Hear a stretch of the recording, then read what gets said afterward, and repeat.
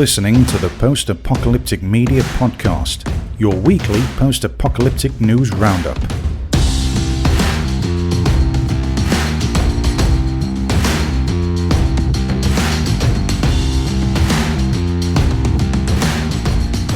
Hey everyone, welcome back to the 60th episode of the Post-Apocalyptic Media Podcast. I'm your host, Shawn, senior editor here at post-apocalyptic.com, where we cover everything, every kind of post-apocalyptic media you can think of, from movies and TV shows and books and comics and games and everything else in between. Is there anything in between? I think so. Probably like short stories, short films. Yeah. Anyway, so we have some good stuff for you this week. Admittedly, it has been a short news week. There's not a ton here, but I'm still going to talk, right? I'm still going to talk about, you're still stuck with me, listening to me talk about this stuff. So this first little bit of news here, this is, I don't know, it's not really news. I thought it was kind of a human interest story, kind of an interesting little thing. Now, we've all seen Don't Look Up, right? Don't Look Up is the original movie on Netflix. It was, it enjoyed a top 10 spot for a little while there. I think it came out in December and it did pretty well, right? Well, there was a scene in that movie where, so at the end of the movie, they show a lot of clips of people surviving the apocalypse, right? Like there's how animals react and there's how people are kind of going crazy and all this stuff because there's an impending apocalypse. It's not post-apocalypse. There's a comet going to hit the earth. So how people are spending their last minutes, right? So the editor of this movie, who's an award-winning editor, by the way, I think his name is Hank Corwin. That's what it is. Hank Corwin. He's an Oscar-nominated editor. He's worked on a bunch of different movies. But the important thing here is that he cut out a scene. Well, actually, the director, Adam McKay, is the one who said, cut this out. So they cut out this scene of a rabbi at the Wailing Wall in Jerusalem. And what they said about it was they said it was too gut-wrenching. I'm not really sure why. I haven't seen the clip, of course, but they said the rabbi was crying. It was very powerful. This is a quote from Corwin. He says, but Adam thought it was just too gut-wrenching. So they cut it out of the movie. And the reason I think this is interesting is because, you might be looking at why, I don't know, why, like if you're looking to make your movie catch, make it hook, you'd want to keep in this stuff that really gets people, gets the emotions and stuff. Well, they thought this was just too much.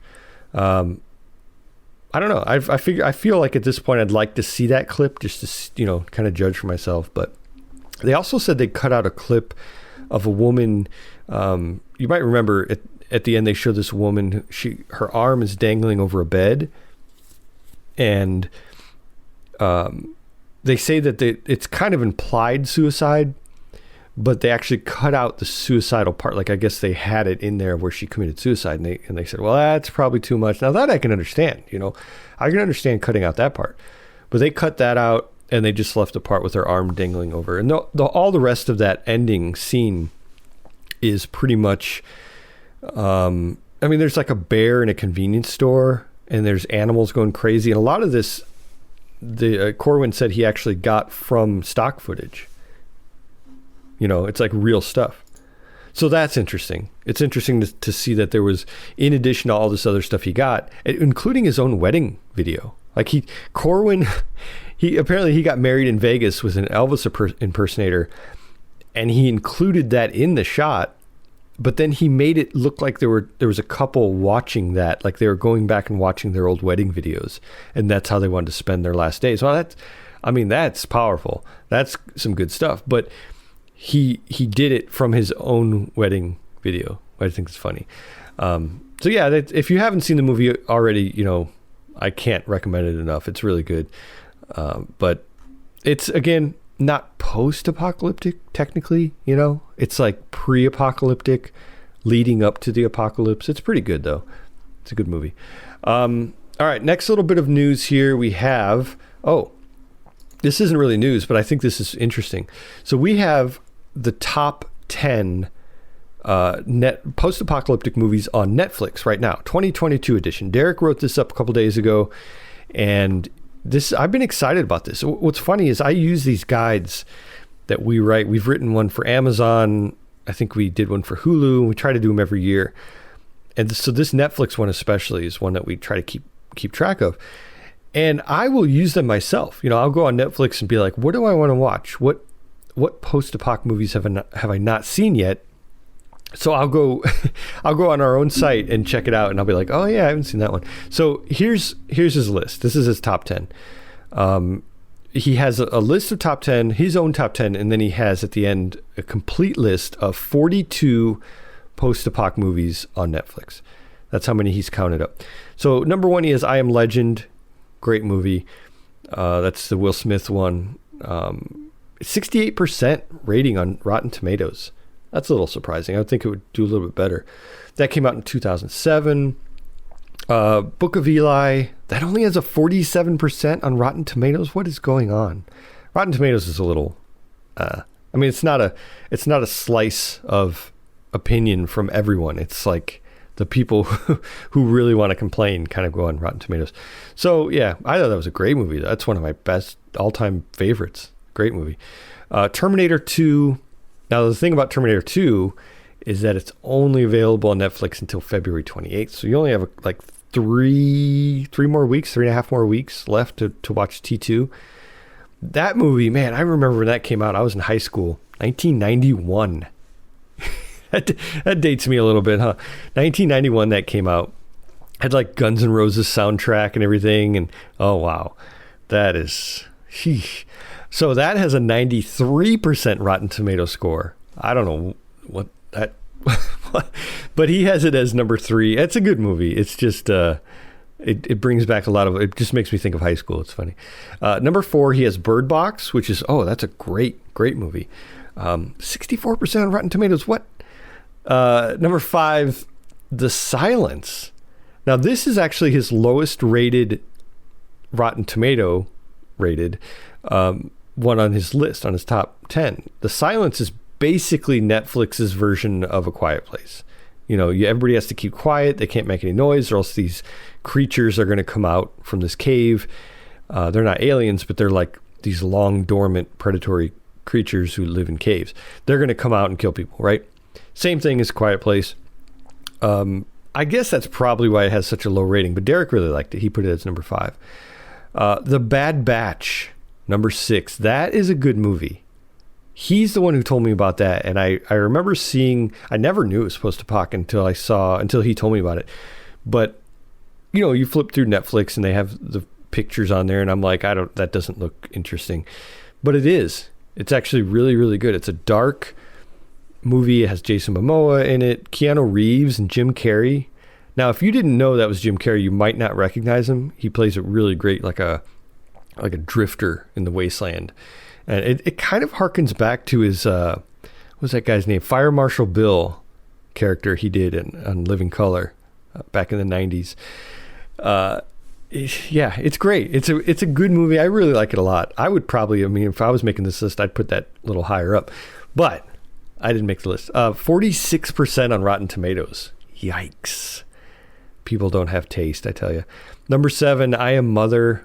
91% of Rotten Tomatoes. Wow. I haven't seen that one, but it's pretty much, here, I'll just read what he wrote. An extinction level event has decimated humanity, and the only hope for our species is a government facility housing human embryos. I Am Mother follows the life of the firstborn human embryo and the AI raising her. So it's like Raised by Wolves, but in a facility instead of on another planet. Very cool idea. I will have to check that out. Number 8, The Midnight Sky. That's the one with George Clooney, where they are in, I think, the Arctic Circle or Antarctica. I forgot. That came out at the very, very end of 2020, like December 29th or something. So it kind of, I think it missed our Boomy Awards for last year. Like, just missed it. I think only like one. I saw it, but I don't think anybody else saw it. But didn't really make it. So movie people, here's a little idea. So don't release stuff on like the last day of the year. You'll probably get better rankings on award shows if you don't do that. Or maybe we are the dummies. We should have included it in the next year's. Yeah, that's probably what we should do. But anyway, 50% score on Rotten Tomatoes. I mean, that's actually pretty good for Rotten Tomatoes, so don't know. I thought it was a really great movie. I liked it. Mitchell's versus the Machines. Now, this is an animated movie. It has 97% on Rotten Tomatoes. People, I don't know. I guess the people who like the trolls didn't watch it and they don't care about scoring it, so they just left it alone. And then the people who really liked it all kind of got together and rated it on Rotten Tomatoes. I guess that's probably how that goes. It was a good movie though. It was really good. Really, really good. It made our list this year for our Boomy Awards. It was a nominee for one of the top nominee for best movie. Let's see. And then his number 10 is Terminator Salvation, which is another in the series, the Terminator series, came out in 2009, 33% on Rotten Tomatoes. Whew. Anyway, so then he has the complete list of the rest of the 42 movie, or I guess it's all the 42 movies that are on Netflix, including the originals. He has those kind of broken up in their own section. It includes stuff like What Happened to Monday, Extinction, Rim of the World, Army of the Dead, some really good ones. The Cloverfield Paradox, not really a good one. Cargo's a great one. Arc, ARQ, I remember that one. I don't know if I like that one, but and then all the Godzilla anime are on there. And then he has the other movies that are not originals, like 3022. I just watched that the other day, actually. I thought it was all right. I don't know. So, yeah, I guess it was all right. I may have been getting confused with something else, but I do remember. That's the one that has Miranda Cosgrove from iCarly, which is funny. My older daughter used to watch iCarly. So, Starship Troopers, Darkest Dawn, all the Terminator movies, 2, 3, Salvation, Day of the Dead, Bloodline, Into the Wild. I guess that's like a survival movie. It's not really post-apoc, but it's survival. So check out his complete list. See if you agree or disagree. You can always put it in the comments and tell him how much you disagree. No, I'm kidding. Tell him how much you agree. Yeah, that's what you do. All right. Next little bit of news. This is actually really sad news. There was a star from The Walking Dead named Moses Moseley, and he was found dead in Georgia, in Stockbridge, Georgia. He was found dead near a bridge in that town with a fatal gunshot wound. And the crazy thing, I mean, he's only 31 years old. He had been in a lot of movies and kind of in TV shows, like little side roles, but he really got his big break in The Walking Dead. He played Mike, the pet zombie, Michonne's pet zombie. Now, if I remember correctly, so if you've seen the show, you know what I'm talking about. When she came on, I think season 2, she had her 2 pet zombies that she held behind her with chains, and they had no arms and no jaws. She took the jaws off so they couldn't bite her, and the arms off so they couldn't grab her. So they were basically pack mules, and they also kept her safe from the other zombies and stuff like that. So the story, though, we didn't learn the backstory about him until I think it was season 4, maybe, if I remember correctly. She was telling Carl about who they were. And she said Mike, who's the one that Moses Moseley played, was her boyfriend. And I think the other guy was his friend, Terry. Terry. And they had, so Mike and Michonne had a son named Andre. And I think she told a story. Now, I don't remember if this is in the comics or in the show, but she told a story about Andre was supposed to be watched by Mike and his friend Terry, and something happened. I don't know. But so she basically couldn't let go of Mike. So she kept him and his friend on chains, and they served their purpose as, pack mules and also to keep her safe. Right. Michonne's whole backstory is one of the most interesting parts of, season 2, man, that was such a great season. And it really kind of finished off with that bang of of a new character. It was really, really great. And especially, I mean, man, you remember the impact seeing those two pet zombies had when we first saw them? We're like, wow, that's crazy, right? So yeah, it's sad. I would call it a pivotal role. I mean, he didn't have a speaking role. He didn't have a main character role, but it was a big impactful role of one of those, those pet zombies. So yeah, it's sad news. Moses Moseley, who's that character, we don't know for sure the cause of death. The police are still investigating. Now TMZ has said that it's been ruled a suicide, but I think they're the only ones saying that. And so it's one of those things you don't really want to go there until you find out for sure, until there's like a, police report that actually says that. So we'll find out about that. They might have already said it by now while I'm recording this podcast. I don't know, but yeah, sad news from the world of The Walking Dead. Okay, now let's get into the YouTube roundup. I like to do the YouTube roundup before I do this podcast because the YouTube roundup is an article I do every Wednesday morning, and it's kind of like, well, it's kind of all the things I couldn't cover. I couldn't write a news story about it throughout the week. And if there's a video about it, of course, those are the two factors: video and little news stories I couldn't cover throughout the week. So this week we have some good ones. We have a book recommendation from a book reviewer named Tori Morrow, sorry. And she does these reviews all the time. She's very popular. She has like 12,000 subscribers and very cool. I had never heard of her before this until I see this, she's focusing on post-apocalyptic books. And what she's doing in this video is she's kind of saying, here's my introduction to the genre. This is how I got into it. And if you want to get into it either from the start or more than you might already be into it, this is like my list of how to get into it. She has 16 books that she says will get you into the genre, and if you already are into it, check out her list and see if there are ones you've missed. That's what I did. There are a couple on there I've never read, so definitely a helpful list. Next little thing is The Journal, Chapter 2. This is a short film series. They're only a couple minutes each. The first one I hadn't seen until I watched this. I went back and watched the first one. It's pretty entertaining. It's not your usual, like, and I say this all the time, but it really is a trope. The YouTube video of a guy walking with a trench coat down some railroad tracks, and he usually has a staff and a gas mask, right? 90% of the short films you're going to find on YouTube that call themselves post-apocalyptic are going to be like that, right? And I think there's nothing really wrong with that as long as you have something else to offer. Well, this one has, the lone survivor, but it also has a little bit of comedy. It has some really great shots. It has some like cinematic tricks, that they're doing here and there. I don't know. I liked it a little bit, enough to go back and watch the first one too. So I linked that in there as well, so you can watch Chapter 1 and Chapter 2. Next little bit here is from an Audible original that's coming out on February 17th called Impact Winter.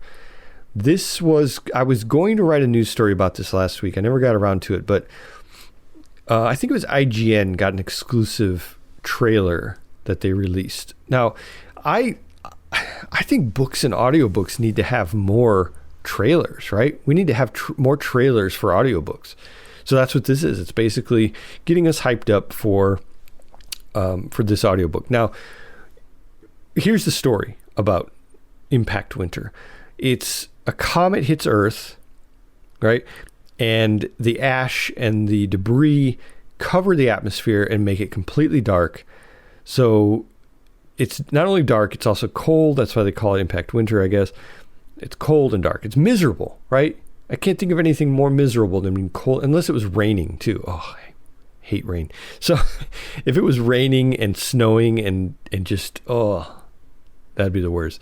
So another thing, a draw for this audiobook is that it actually, the voice cast is pretty I mean, like, it's like a bunch of famous people, right? There's people from Game of Thrones, Don't Look Up, and Interstellar doing the voices in this audiobook.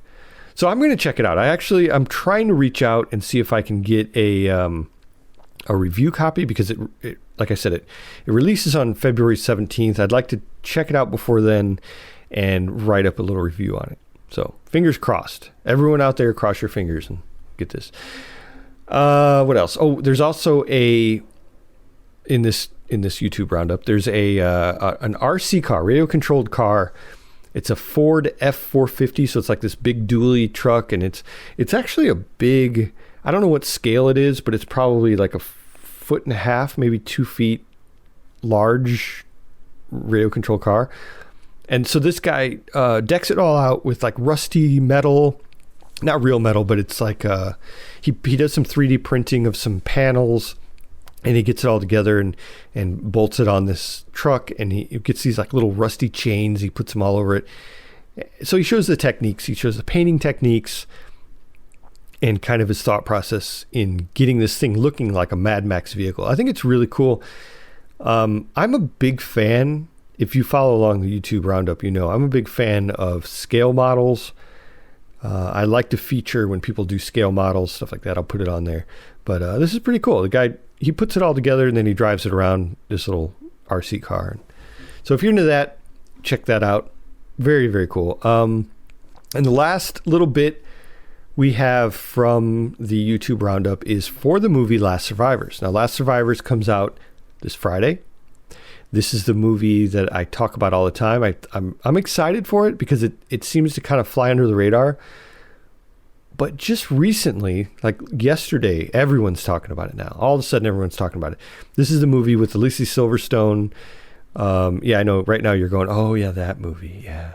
Yeah, Shawn talks about that all the time.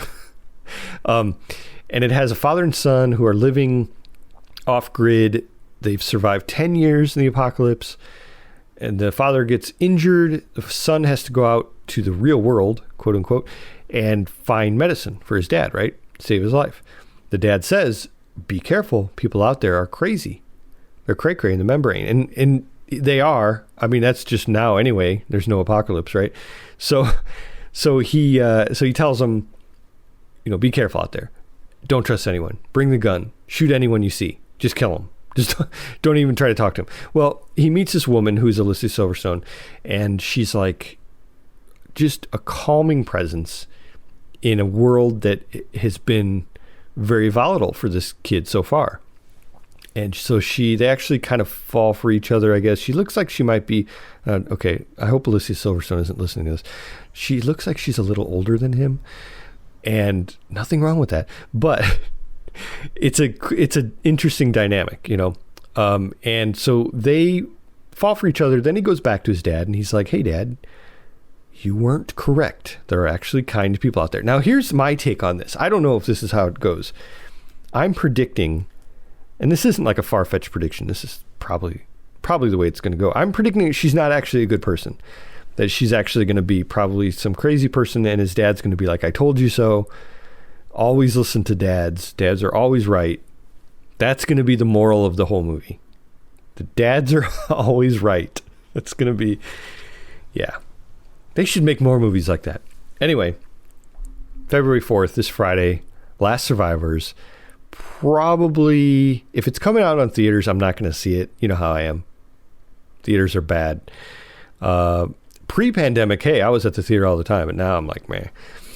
So yeah, it's coming out this Friday, February 4th. Check that out. All right. What else do we have? Oh, Snowpiercer Season 3, Episode 2 was released this week. I talked about Season 3, Episode 1 on the podcast last week. Really liked it. Really enjoyed it.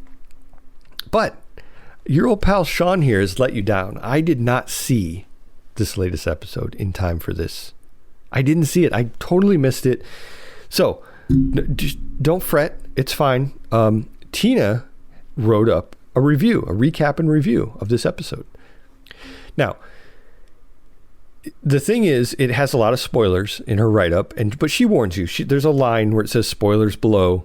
I'm not going to read below that because I don't want to read spoilers yet. But let me read above it. She puts, I find this pretty interesting because it feels like she wasn't really into the episode. She says, usually I'm all about the post-apocalyptic train show, but Monday night / last night's episode, called The Last to Go, was a little bit lackluster to me. In truth, the tension was a bit forced, and despite the ending, it felt like a filler episode. I often enjoy a good filler midway through the season, but it's only episode 2. I hope this isn't an indication that the show is going to derail.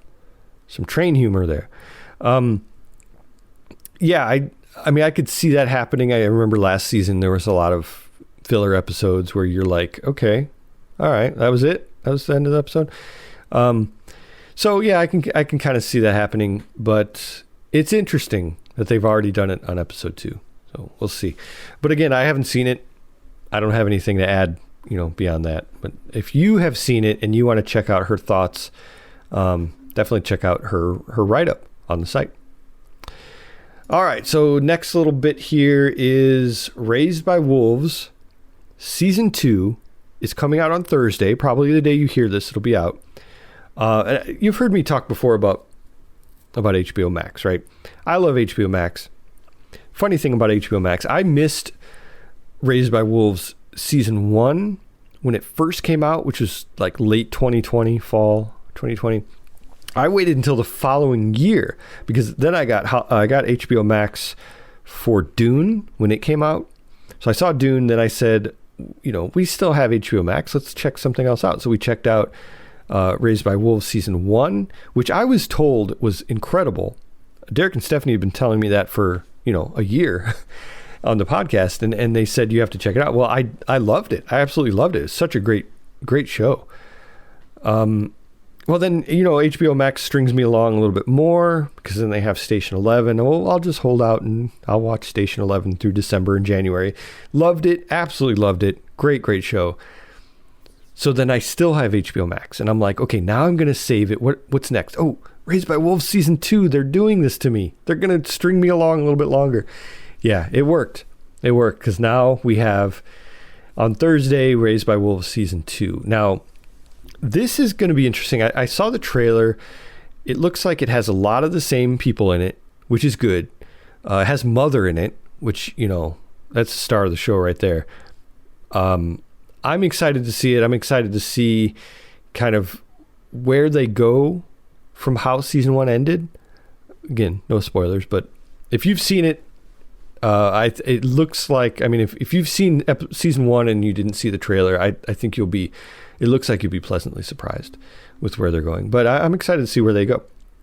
The whole premise of, androids raising humans on another planet is interesting to me. I have written short stories that have very similar premise to the point where I'm like, well, I think I have to change these a little bit after I saw Raised by Wolves. So yeah, I think it's of course something near and dear to my heart. So I'd like to see how where this goes from here. And Val actually did a write-up of this premiere talking about what date and time this show, the new season will premiere. And I think it's interesting because they say that it will come out HBO Max February 3rd at 3 a.m. Eastern. So that's, Wednesday night into Thursday, 3 a.m. Eastern. I am an old man, so I will not be up at that time. I'll have to catch it the following day, which will be Thursday. So that's probably when I'll watch it. I think Stephanie's doing write-ups for that. So I will, when I check it out, I'm going to talk about it on the podcast. So you have that to look forward to. Speaking of that, one other thing I saw this week, I didn't see an entire season of it, but I think I've talked about this before. There's a Korean show called All of Us Are Dead, and it's on Netflix. It's a Netflix original. I think it's a Netflix original. It's dubbed, so I don't think they have a subbed version, but I did watch the dubbed version.